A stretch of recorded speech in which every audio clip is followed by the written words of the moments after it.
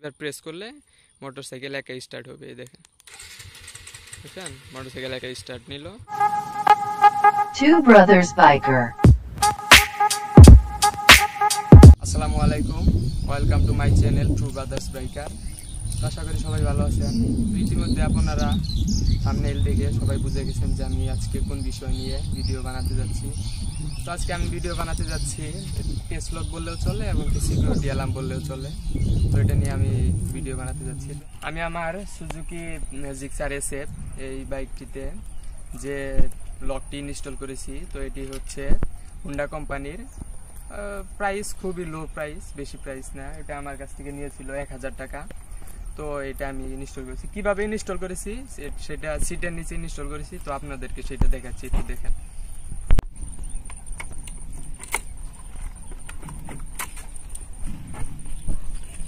তো আপনারা দেখেন যে এই যে এইখানে আমার এটা হইতেছে মেন ডিভাইস, এটা হর্ন আর এক্সট্রা একটা ওরা ব্যাটারি আমার ইনস্টল করে দিছে। তো এই ব্যাটারিটার জন্য আমার মোটরসাইকেলে যে ব্যাটারিটা থাকে ওইটার একটু ক্ষতি কম হয়।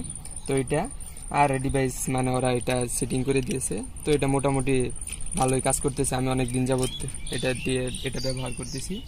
তো এখন আমি এটা মানে কিভাবে কাজ করে না করে এগুলো আমি দেখাবো।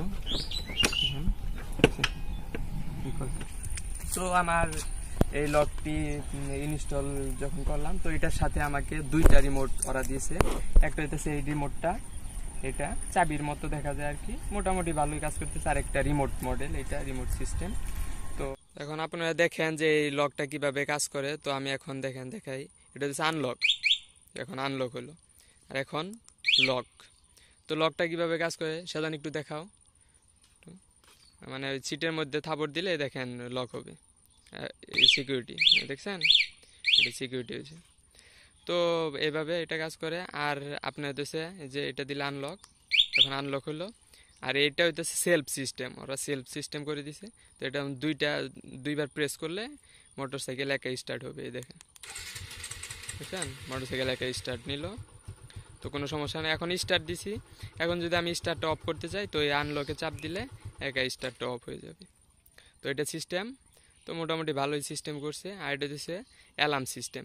কেউ যদি মোটরসাইকেলে বলে যায় বা দেখেন যে দৌড়াদৌড়ি করতেছে, তো এটা চাপ দিবেন, অ্যালার্ম বাজতেই থাকবে।